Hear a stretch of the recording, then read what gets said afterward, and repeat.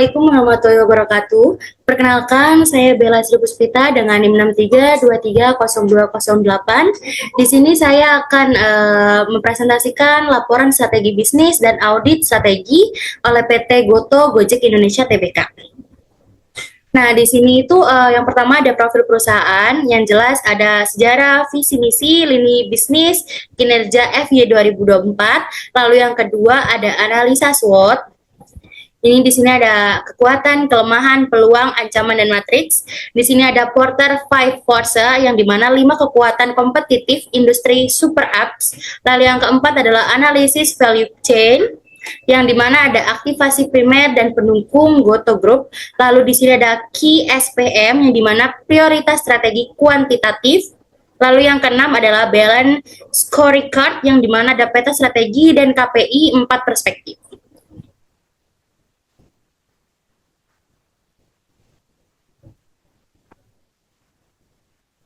Lalu di sini ada analisis SWOT. Yang pertama adalah kekuatan, di mana S1-nya itu ekosistem super apps terintegrasi dan network efek kuat.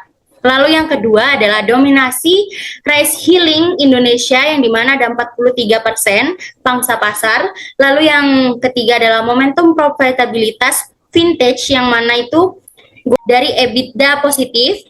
Lalu ada inovasi AI lokal, sahabat AI konteks Indonesia. Lalu ada efisiensi 50% pasca cloud migration.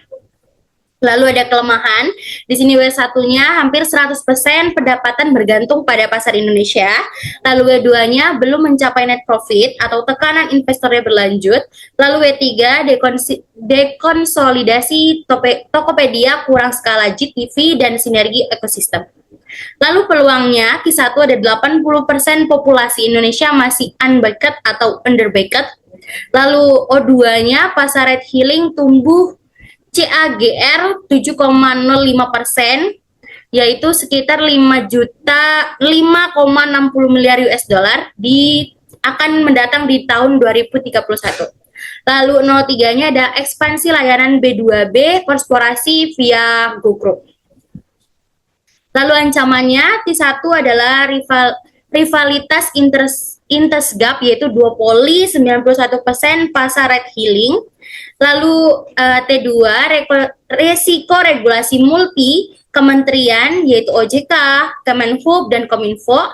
Lalu T3 itu disrupsi pemain baru atau indrift Diki dari Tiongkok. Lalu di sini adalah matriks SWOT, yaitu strategi kombinasi. Nah, di sini ada 2, peluang dan ancaman. Yang peluang adalah SO-nya, kekuatannya itu ada ekspansi agresif, GoPay, pinjam, memanfaatkan kekuatan ekosistem untuk menjangkau 80% populasi unbanked. Akselerasi on demand berbasis AI sahabat untuk personalisasi. Lalu ancamannya adalah WO sama dengan diverifikasi geografi ke ASEAN, memanfaatkan pertumbuhan digital regional, perkuat Group untuk arus pendapatan B2B yang stabil. Lalu di sini ada ancaman, yaitu kekuatannya ada pertahankan dominasi via inovasi AI sahabat yang menciptakan pengalaman unggul dari Grab. Perkuat kemitraan pemerintah sebagai barier regulasi. Lalu kelemahannya adalah percepat pencapaian net profit untuk mengurangi tekanan investor, perkuat loyalitas mitra, pengemudi lewat program kesejahteraan. Selanjutnya akan dilanjut oleh teman saya. Baik, selanjutnya akan dibacakan oleh saya, Alicia Putri Sabil dengan NIM 63230362, yaitu ada matriks SWOT strategi kombinasi. Di sini ada peluang, lalu ada ketentuannya itu digambarkan dengan S, yaitu SO ekspansi agresif GoPay pinjam memanfaatkan kekuatan ekosistem untuk mengajukan 80% populasi unbanked, akselerasi on demand berbasis EA sahabat untuk mempersonalisasikan. Dan ada kelemahannya yaitu diversifikasikan geografis ke ASEAN, memanfaatkan pertumbuhan digital regional, perkuat Go Crop untuk arus pendapatan B2B yang stabil. Yang kedua ada ancaman, dan kekuatannya itu ada pertahankan dominans via inovasi AI sahabat yang menciptakan pengalaman unggul dari Grab, perkuatan kemitraan pemerintah sebagai trigger regulasi, dan kelemahannya yaitu ada pencepatan pencapaian net profit untuk mengurangi tekanan investor, menguat loyalitas mitra, kemudian lewat program kesejahteraan. Selanjutnya ada Porter's Five Forces. Di sini ada Goto Group, itu ada ancaman pendapatan baru yang statusnya itu rendah ke sedang, lalu ada daya tawar pemasok atau pengemudi yaitu sedang dan tinggi, lalu ada daya tawar pembeli yang sangat tinggi, lalu ada ancaman substitusi yang sedang. Nah, kekuatan terbesar itu rivalitas sangat tinggi versus Grab plus daya tawar pembeli tinggi, lalu Goto harus berinovasi melampaui perang harga. Selanjutnya ada analisis value chain. Yang pertama ada aktivitas primer. Yang di sini ada logistik, yaitu akuisisi dan onboarding mitra via EA Sahabat OCR. Lalu ada operation yang algoritma matching surprising 500 miliar transaksi per bulan di GoPay. Lalu ada outbound logistik, yaitu jaringan pengemudi last mile, GoSend, dan GoBox. Lalu ada marketing dan sales, yaitu GoReward, GoPay Cashback, dan GoAds in-app. Selanjutnya ada service, yaitu customer support 24/7 dan rating 2 arah, Gojek Sewajaya. Lalu ada aktivitas pendukung. Di sini ada infrastruktur yang dimana cloud migration selesai 2024, hemat lebih 50% biaya infra, CEO Pacific, Wulujo, filosofi disipilih biaya. Lalu ada SDM, yaitu ribuan insinyur dan data scientist, ekosistem mitra jutaan pengemudi dan merchant.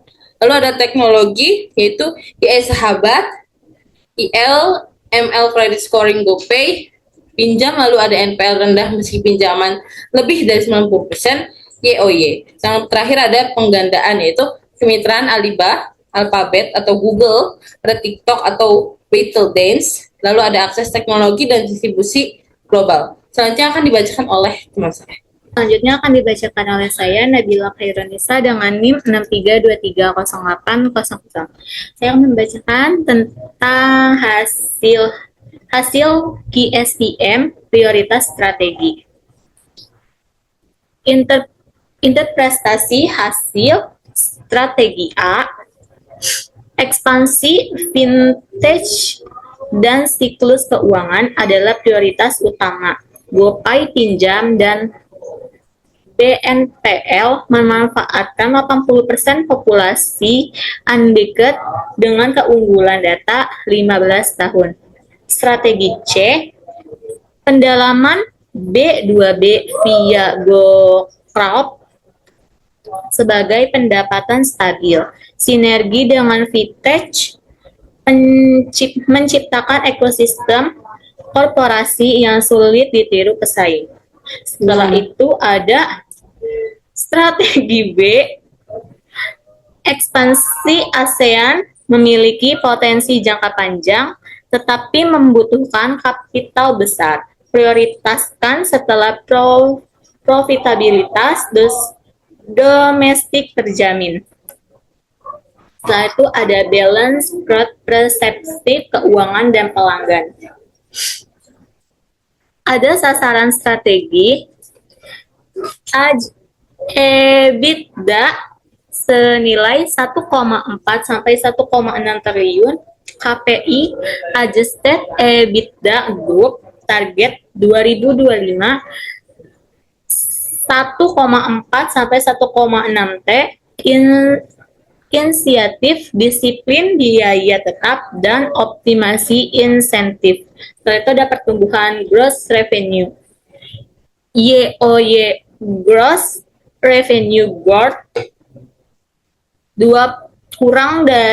lebih besar dari 25%. YOY inisiatif ekspansi GoPay dan on-demand service. Terakhir, pertumbuhan loan book vintage, KPI consumer loans outstanding. Target 2025 dua kali versus September 2024, inisiatif pelunasan GoPay pinjam dan GoPay letter. Setelah itu ada perspektif pelanggan. Sasaran strategis, pertumbuhan penggunaan aktif, KPI, Monthly Tracking User, atau NTU. Target lebih besar dari 20% YoY.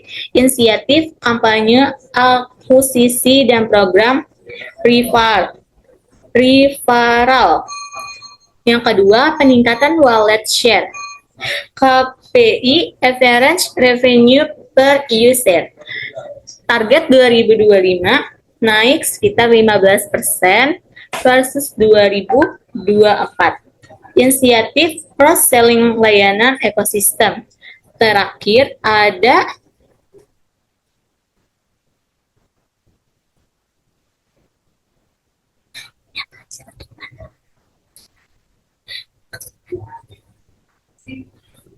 retensi mitra pengemudi. KPI, driver retention rate. Target lebih besar dari 85%. Inisiatif Gojek Swadaya dan program kesejahteraan. Setelah itu ada proses internal dan pembelajaran. Persepsi proses internal, ada sasaran strategis berupa kualitas portofolio pinjaman, KIP, NPL ratio, target lebih besar 3%. Inisiatif penyempurna AI credit processing model. Kedua, kecepatan onboarding merchant. KPI, waktu rata-rata onboarding, target 2 hari kerja. Inisiatif otomasi via sahabat AI OCR. Terakhir, kendala platform digital. KPI uptime plafon, target 9,9%. Inisiatif cloud migration dan redundation system. Setelah itu ada perspektif pembelajaran pertumbuhan. Sasaran strateginya pengembangan AI lokal. KPI use case aktif sahabat AI, target 2025 kurang lebih dari 5 use case produktif. Inisiatif R&D, chatbot, OCR, and fraud detection. Setelah itu ada retensi talenta teknologi. KPI voluntary attrition teknis, target lebih kecil 10% per tahun. Inisiatif kompetensi gaji, ISOP, pengembangan karir. Yang terakhir ada budaya inovasi dan kepatuhan. KPI inovasi produk baru per tahun, lebih dari 3 produk atau fitur. Inisiatif hackathon internal dan sprint quartan. Selanjutnya akan dibacakan oleh teman saya. Saya Cindy Apriani. Di sini saya akan menjelaskan terkait dengan strategi MAP Balance Forecast Goto Group. Yang pertama ada finansial, ada ADJ EBITDA senilai 1,4 sampai 1,6 triliun, ada revenue growth-nya itu lebih dari 25% dan loan book-nya 2 kali. Terus ada pelanggan, MTU growth-nya itu lebih dari 20%, HRPU-nya 15%, dan driver retention-nya ada lebih dari 85%. Ada proses internal, NPL kurang dari 3%, onboarding-nya kurang dari 2 hari, dan uptime-nya lebih dari 99,9%. Dan terakhir ada pembelajaran. Pembelajaran ini ada 5 use case AI, ada attrition kurang dari 10%, dan yang terakhir ada 3 inovasi per tahunnya. Nah, kesimpulan yang didapat, yang pertama, Goto berada di persimpangan kritis. EBITDA positif pertama tahun 2024 membuktikan bahwa kedewasaan bisnis, namun net profit dan tekanan grab-nya tetap jadi tantangan utama mereka. Terus yang kedua, ada quarter 5 forces, rivalitas sangat tinggi dan daya tawar pembeli tinggi menuntut diferensiasi melampaui perang harga. Inovasi ekosistem adalah kuncinya. Yang ketiga, ada sumber keunggulan kompetitif terbesar, data transaksi 15 tahun ekosistem competitive audience, dan sahabat AI yang tidak bisa direplikasikan pesaing dalam jangka pendek. Yang keempat, ada QSPM menetapkan strategi fintech dan inklusi keuangan TAS 3,88 sebagai prioritas utama, memanfaatkan 80% populasi unbanked Indonesia. Dan yang terakhir ada yang kelima, BSC memberikan roadmap terukur EBITDA senilai 1,4 sampai 1,6 triliun, MTU-nya senilai 20%, NPL-nya kurang dari 3%, dan yang terakhir ada lebih dari 5 use case AI aktif sebagai tonggak keberhasilan tahun 2025. Yang terakhir ada rekomendasi strategis. Ya, ada 4 rekomendasi. Yang pertama ada akselerasi fintech sebagai mesin pertumbuhan. Percepat investasi GoPay pinjam, GoPay later, asuransi mikro. Dengan data 15 tahun dan 100 juta pengguna aktif, Goto memiliki keunggulan underwriting yang melampaui bank konvensional. Target loan book 2 kali dengan NPL kurang dari 3%. Nah, yang kedua ada monetisasi sahabat AI sebagai diferensiator. Arah AI pada use case bernilai bisnis langsung, personalisasi promosi, deteksi fraud real time, otomatis customer service, dan optimasi dynamic pricing. Model AI lokal ini adalah kompetitif moat yang sulit direplikasi Grab. Yang ketiga, ada bangun loyalitas mitra sebagai barrier kompetitif. Perkuat Gojek swadaya dengan benefit konkret seperti asuransi kesehatan, pinjaman usaha berbunga rendah via GoPay pinjam, dan pelatihan digital. Loyalitas mitra adalah barrier terkuat terhadap Grab dan pendatang baru. Dan yang terakhir adalah transparansi dan komunikasi kepada investor. Pertahankan momentum kepercayaan investor dengan memenuhi guidance adjusted EBITDA 2025 senilai 1,4 sampai 1,6 triliun dan memberikan narasi jelas tentang timeline net profitnya. Kepercayaan investor adalah bahan bakar ekspansi berikutnya. Sekian presentasi yang dapat kami sampaikan. Kurang lebihnya mohon maaf. Wassalamualaikum warahmatullahi wabarakatuh.